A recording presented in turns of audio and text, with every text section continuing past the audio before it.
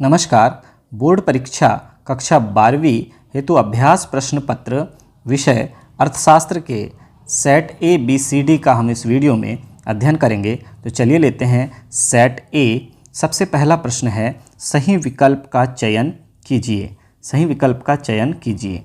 निम्न उपभोक्ता व्यवहार का अध्ययन किया जाता है। किसमें किया जाता है? सूक्ष्म अर्थशास्त्र में किया जाता है। ऑप्शन नंबर आ सही है।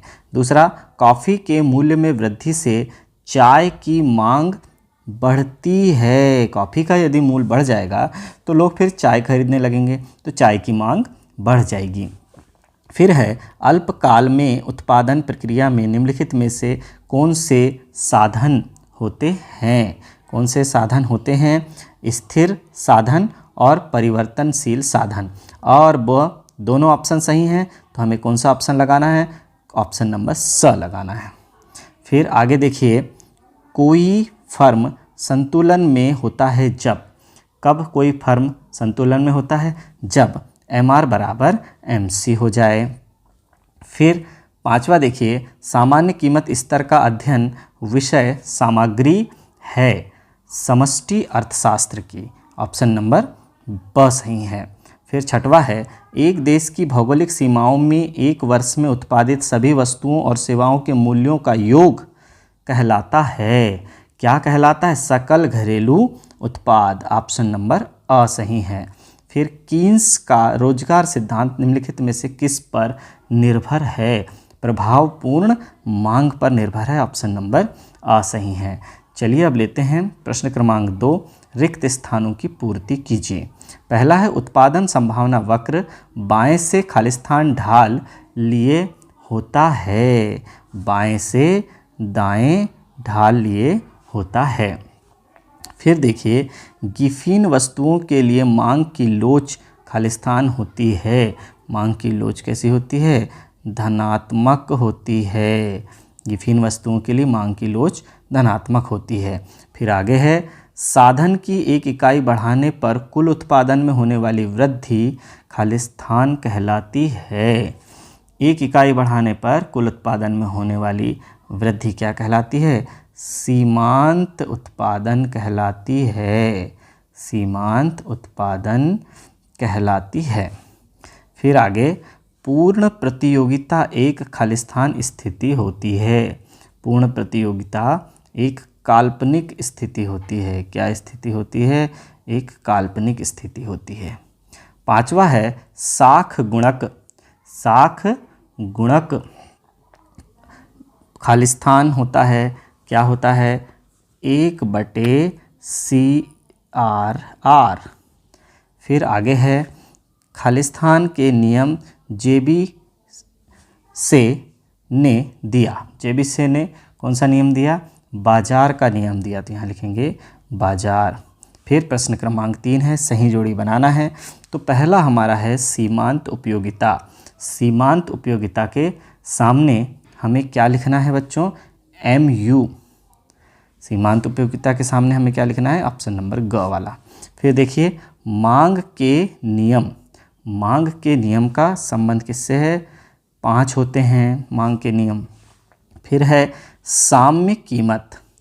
फिर साम्य कीमत कितने हैं? मांग बराबर पूर्ति यदि है तब हम कहेंगे कि इस कीमत एकदम साम्य है। तीसरे नंबर में हमें इसे लिखना है। वस्तु की मांग चौथे नंबर में उपभोक्ता द्वारा होती है। तो यहाँ पर हो जाएगा चौथे नंबर के सामने। घाटे का बाजार। घाटे का बाजार के सामने हमें लिखना है पूंजी निर्माण। यहाँ आ जाएगा। फिर है अनुमानित आय एवं व्यय बाजार संतुलित बजट। ये 6 नंबर के सामने आ जाएगा बच्चों। फिर है, निम्नलिखित प्रश्नों के उत्तर एक शब्द या वाक्य में दीजिए। एक शब्द या वाक्य में हमें उत्तर देना है। तो क्या हो जाएगा? उस उपयोगिता का नाम बताइए जो पहले बढ़ती है और फिर स्थिर होती है और उसके बाद घटती है। तो इसको हम बोलेंगे कुल उपयोगिता। क्या बोलते हैं बच्चों? कुल उपयोगिता। फिर देखिए, अगला है, उत्पादन फलन कितने प्रकार के होते हैं? उत्पादन फलन 2 प्रकार के होते हैं। फिर तीसरा है, घिसावट व्यय का एक अन्य नाम क्या है? ह्रास मूल्य। क्या नाम है? ह्रास मूल्य। फिर आगे देखिए, राष्ट्रीय आय को जनसंख्या से भाग देने पर क्या प्राप्त होता है? प्रति व्यक्ति आय ऐसे ही तो निकाली जाती है ना, तो हो जाएगा प्रति व्यक्ति आय, जो राष्ट्रीय आय को कुल जनसंख्या से भाग देने पर प्राप्त होती है। रोजगार का परंपरावादी सिद्धांत किस प्रतियोगिता की मान्यता पर आधारित है? पूर्ण प्रतियोगिता की मान्यता पर आधारित है। पूर्ण प्रतियोगिता की मान्यता पर आधारित है। फिर है MCP धन MPS तथा MPS का संबंध क्या है? तो दोनों का देखिए, MPC धन MPS दोनों का योग 1 होता है। अगला है, निम्नलिखित प्रश्नों में सत्य असत्य लिखिए। पहला है, पैमाने के प्रतिफलों का संबंध दीर्घ काल से होता है। यह कथन असत्य है। फिर दूसरा है, व्यष्टि और समष्टि अर्थशास्त्र एक दूसरे के प्रतियोगी होते हैं। यह कथन भी असत्य है। फिर वर्तमान समय में कोई भी अर्थव्यवस्था बंद अर्थव्यवस्था नहीं है। यह कथन सत्य है। फिर भविष्य में ब्याज दर में वृद्धि बचतों को कम कर देती है। यह कथन असत्य है। अपूर्ण रोजगार अभावी न्यून मांग का परिणाम है। यह कथन सत्य है। वस्तुओं का निर्यात चालू खाते की देनदारी होती है। यह कथन असत्य है। और अंतिम है, व्यापार संतुलन में सेवाओं का भुगतान शामिल होता है। यह कथन भी असत्य है। चलिए अब समझते हैं सेट बी को। तो सेट बी में है, सही विकल्प का चयन कीजिए। सही विकल्प का चयन कीजिए। पहला है, समष्टि अर्थशास्त्र में अध्ययन किया जाता है। तो देखिए ऑप्शन नंबर ब सही है, समग्र का अध्ययन किया जाता है। फिर दूसरा है, औसत लागत वक्र का आकार होता है। क्या होता है? जेड अक्षर जैसा होता है औसत लागत वक्र का आकार। वस्तु का मूल्य बढ़ने पर पूर्ति भी बढ़ती है। मूल्य बढ़ेगा तो उत्पादन ज़्यादा होगा और पूर्ति भी बढ़ेगी। फिर अगला है, समष्टि अर्थशास्त्र अस्तित्व में आया। समष्टि अर्थशास्त्र अस्तित्व में आया। कब आया? 1929 के बाद। ऑप्शन नंबर अ सही है। फिर आगे है, 5वां नंबर है, निम्नलिखित में से कौन सा हस्तांतरण भुगतान नहीं है? कौन सा नहीं है? तो देखिए, सेवानिवृत्त पेंशन है, वृद्धावस्था पेंशन है, दान भी है, राष्ट्रीय ऋण पर ब्याज ये नहीं है। ऑप्शन नंबर अ। फिर देखिए 6वां नंबर, भारतीय रिजर्व बैंक का राष्ट्रीयकरण कब हुआ? कब हुआ? 1949 में हुआ। ऑप्शन नंबर द सही है।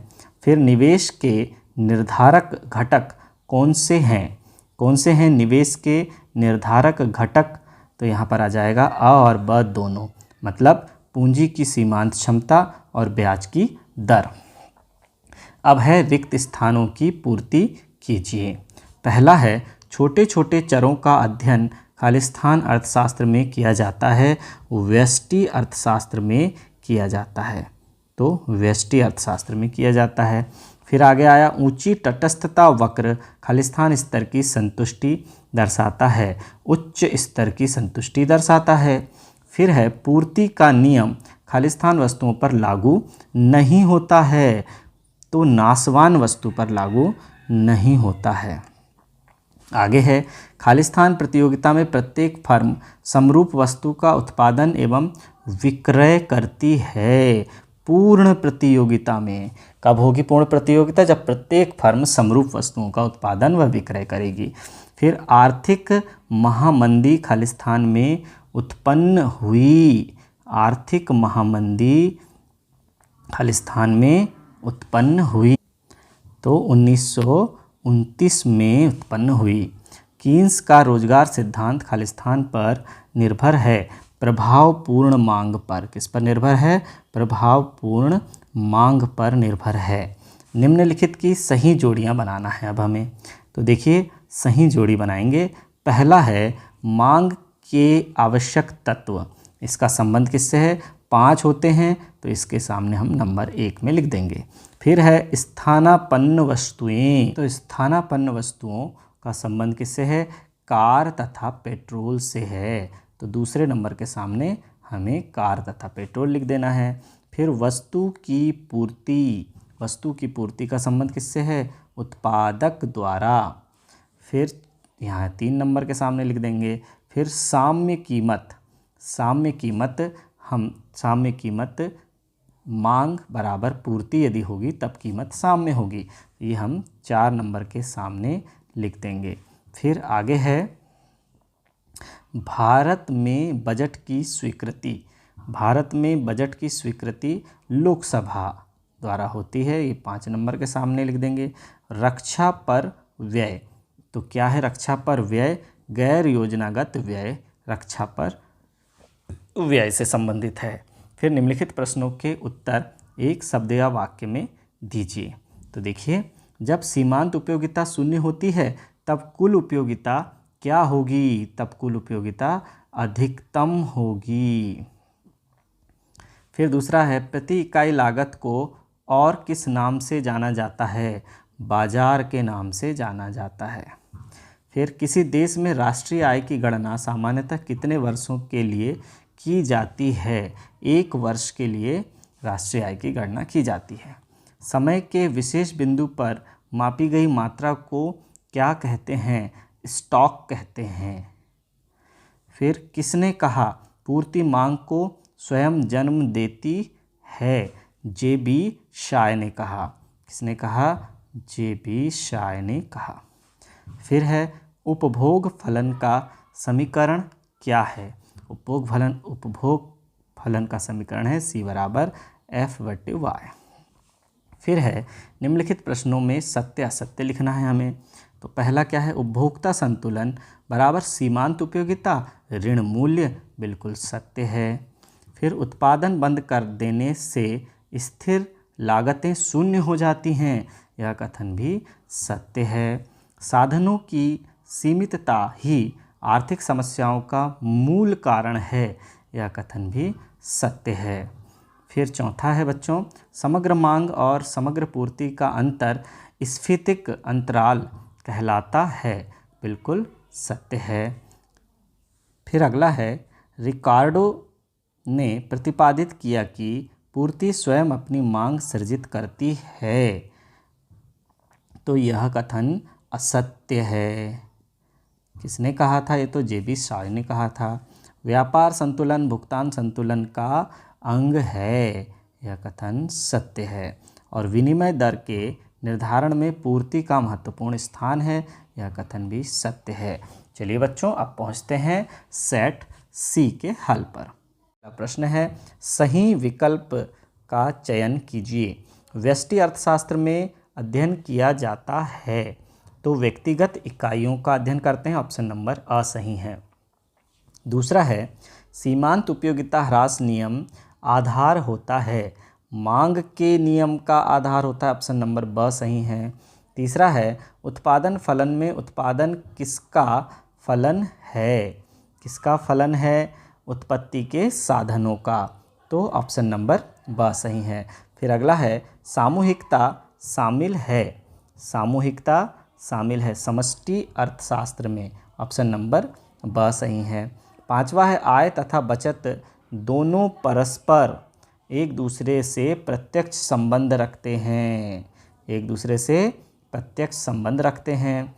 फिर है छठवा केंद्रीय बजट प्रस्तुत किया जाता है, केंद्रीय बजट केंद्र सरकार द्वारा प्रस्तुत किया जाता है, ऑप्शन नंबर ब सही है। व्यापार संतुलन में कौन सी मदें शामिल हैं? तो कौन सी मदें शामिल हैं? दृश्य मदें, ऑप्शन नंबर ब सही है। फिर रिक्त स्थानों की पूर्ति कीजिए। पहला है उत्पादन संभावना वक्र खालिस्तान से दाईं की तरफ ढालू होता है, तो क्या हो जाएगा? नीचे से दाईं की तरफ ढालू होता है। फिर आगे है चाय तथा कॉफ़ी खालिस्तान वस्तुएं हैं, पूरक वस्तुएं हैं एक दूसरे की। फिर है खालिस्तान अवधि पर स्थिर लागत नहीं होती है, अल्पकाल, अल्पकाल। फिर आगे है समष्टि अर्थशास्त्र को खालिस्तान अर्थशास्त्र भी कहा जाता है, योगात्मक अर्थशास्त्र भी कहा जाता है। फिर सकल घरेलू उत्पाद ऋण मूल्य ह्रास बराबर क्या होता है, शुद्ध घरेलू उत्पाद, शुद्ध घरेलू उत्पाद। फिर आगे है बच्चों कीन्स का रोजगार सिद्धांत खालिस्तान कालीन है, अल्पकालीन है, यहाँ पर अल्पकालीन है। फिर आगे है सही जोड़ी बनाइए। तो देखिए पहला है मांग के नियम का आधार। तो मांग के नियम का आधार इसके सामने हमें लिख देना है उपयोगिता ह्रास नियम, ऑप्शन नंबर पहले के सामने लिख देंगे। फिर कुल उत्पादन परिवर्तन दूसरे के सामने हमें लिख देना है टीपी, ये दूसरे के सामने लिख देंगे। फिर तीसरा है बाजार संतुलन। बाजार संतुलन, बाजार मांग और बाजार पूर्ति जब बराबर होंगे तो बाजार संतुलन होता है, ये तीसरे के सामने लिख देंगे। फिर राष्ट्रीय आय, राष्ट्रीय आय के सामने एक प्रवाह है, ये चौथे के सामने लिख देंगे। फिर डेल्टा आई बटे डेल्टा वाई बराबर क्या होता है, MPI होता है, ये पांचवे के सामने लिख देंगे। फिर है आधिक्य बजट, आधिक्य बजट के सामने लिख देंगे आय का व्यय से अधिक होना। चलिए अब लेते हैं निम्नलिखित प्रश्नों के उत्तर एक शब्द या वाक्य में दीजिए। वह तालिका जिसमें कीमत तथा खरीदी गई मात्रा के संबंध को प्रकट किया जाता है उसे क्या कहते हैं, उसे हम कहते हैं मांग तालिका। क्या कहते हैं, मांग तालिका। फिर दूसरा है पूर्ण प्रतियोगिता में एक फर्म का साम्य कहाँ होता है, कहाँ होता है, मांग और पूर्ति के संतुलन बिंदु पर। तो यहाँ लिख देंगे मांग और पूर्ति के संतुलन बिंदु पर, संतुलन बिंदु पर। फिर तीसरा है किसी वस्तु की कीमत निर्धारण में दो महत्वपूर्ण शक्तियाँ क्या होती हैं, मांग एवं पूर्ति। क्या होती हैं, मांग एवं पूर्ति। फिर अगला है वह लाभ जो एक फर्म सामान्य लाभ से ऊपर अर्जित करता है क्या कहलाता है, ऐसा लाभ अधिसामान्य लाभ कहलाता है, अधिसामान्य लाभ कहलाता है। फिर है कागजी मुद्रा के निर्गमन का अधिकार किसे होता है, तो ये किसे होता है, RBI को होता है, रिजर्व बैंक ऑफ इंडिया को होता है। फिर है समय के विशेष बिंदु पर मापी गई मात्रा को क्या कहते हैं, स्टॉक कहते हैं, स्टॉक। फिर निम्नलिखित प्रश्नों में सत्य असत्य लिखिए। पहला है उपयोगिता एक आत्मनिष्ठ धारणा है, बिल्कुल यह कथन सत्य है। फिर दूसरा है औसत लागत वक्र U आकार का नहीं होता है, U आकार का होता है, तो यह कथन तो असत्य हो गया। फिर सेवाओं का संग्रह किया जा सकता है, बिल्कुल नहीं, यह कथन असत्य है। फिर राष्ट्रीय पूंजी में सेवाएं शामिल होती हैं, यह कथन भी असत्य है। समग्र मांग आय से ऋणात्मक रूप से संबंधित है, यह कथन असत्य है।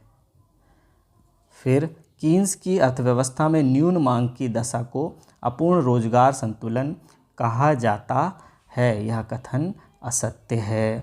फिर आयात निर्यात की केवल दृश्य मदों को व्यापार संतुलन में शामिल किया जाता है, यह कथन सत्य है।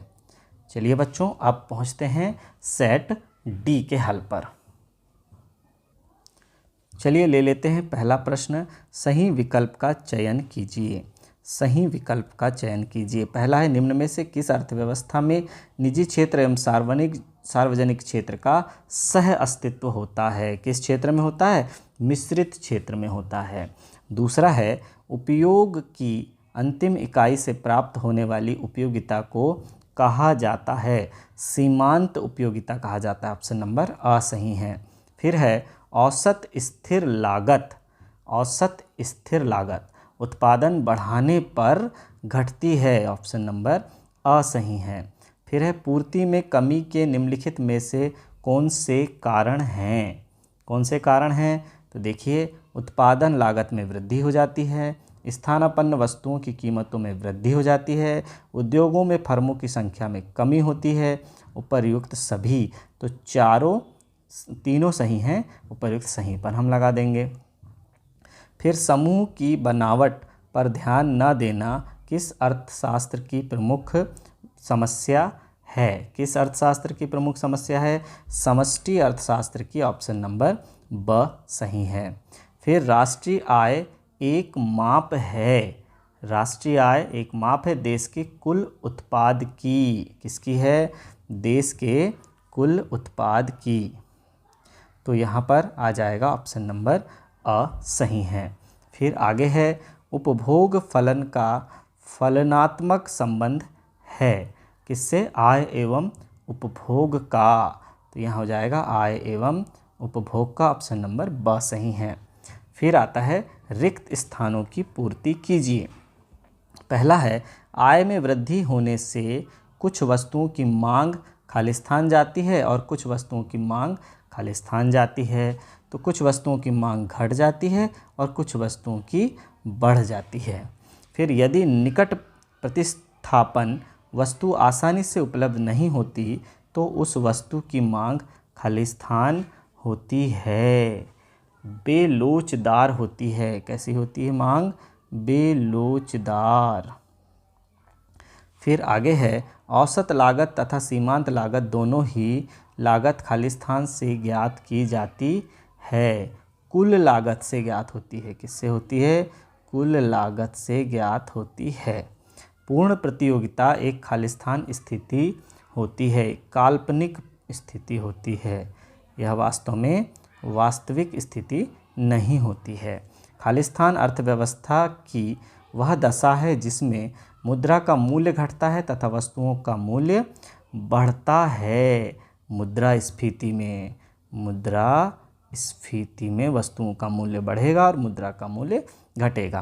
प्रभावी मांग का विचार खालिस्तान ने प्रस्तुत किया, कीन्स ने प्रस्तुत किया। किसने प्रस्तुत किया? कीन्स ने प्रस्तुत किया। आगे है सही जोड़ियाँ बनाना है। तो देखिए, तटस्थता वक्र के सामने हमें क्या लिखना है? तटस्थता वक्र के सामने हमें लिखना है एक दूसरे को नहीं काटते, ये 1 नंबर के सामने लिखना है। फिर है मूल्य एवं मांग में विपरीत संबंध है। मूल्य बढ़ जाएगा तो मांग कम हो जाएगी, विपरीत संबंध है। फिर सामान्य मूल्य बराबर होते हैं, औसत लागत के बराबर होते हैं। फिर चौथा है वस्तु की पूर्ति का संबंध है। किससे? वस्तु की लागत से है। फिर अगला है आधिक्य बजट। आधिक्य बजट का संबंध किससे है? व्यय का आय से अधिक होना। फिर प्रतिभूति विनिमय दर यानी स्टॉक एक्सचेंज शेयर। फिर आगे है, यहाँ पर देखते हैं निम्नलिखित प्रश्नों के उत्तर एक शब्द या वाक्य में दीजिए। तो यहाँ पर हो जाएगा बजट रेखा का दूसरा नाम क्या है? क्या है बजट रेखा का दूसरा नाम? कीमत रेखा। क्या है? कीमत रेखा। फिर दूसरा है उत्पादन फलन कितने प्रकार के होते हैं? उत्पादन फलन 2 प्रकार के होते हैं। फिर है कौन सी आय आर्थिक विकास की सूचक होती है? कौन सी आय होती है? राष्ट्रीय आय आर्थिक विकास की सूचक होती है। फिर राष्ट्रीय आय का अध्ययन किस अर्थशास्त्र में किया जाता है? समष्टि अर्थशास्त्र में किया जाता है। कौन से अर्थशास्त्र में? समष्टि अर्थशास्त्र में किया जाता है। फिर अगला है पूंजी की सीमांत दर किसके बराबर होती है? किसके बराबर होती है? प्रतिफल की प्रत्याशित दर के बराबर। तो लिख देते हैं प्रतिफल की प्रत्याशित दर के बराबर। आगे है बच्चों, पूर्ण रोजगार हेतु किस में वृद्धि की आवश्यकता होगी? प्रभावपूर्ण मांग में वृद्धि होना चाहिए। प्रभावपूर्ण मांग में वृद्धि। फिर आगे है निम्नलिखित प्रश्नों में सत्य असत्य लिखना है। तो पहला है एडम स्मिथ को आधुनिक अर्थशास्त्र का जनक कहा जाता है। बिल्कुल यह कथन सत्य है। फिर है मांग वक्र को औसत आगम वक्र भी कहते हैं। यह कथन भी सत्य है। स्टॉक परिवर्तन एक प्रवाह है। बिल्कुल यह कथन भी सत्य है। फिर 1 - MPC बराबर MPS होता है। यह कथन भी सत्य है। यानी MPS और MPC का योग 1 होता है, ऐसा भी हम बोल सकते हैं। जिस अनुपात में आय बढ़ती है उसी अनुपात में उपभोग व्यय नहीं बढ़ता। यह कथन सत्य है। बढ़ता है तो सत्य है यह कथन। भुगतान क्षेत्र का पूंजी खाता हमें ऋणों एवं दावों के बारे में बताता है। यह कथन भी सत्य है। और अंतिम है बैंकिंग चालू खाते की मद है। यह कथन भी सत्य है। तो बच्चों, वस्तुनिष्ठ प्रश्नों के ABCD चारों सेट अभ्यास प्रश्न पत्र यहाँ पूर्ण होते हैं। आज की क्लास हमारी यहीं समाप्त होती है। धन्यवाद।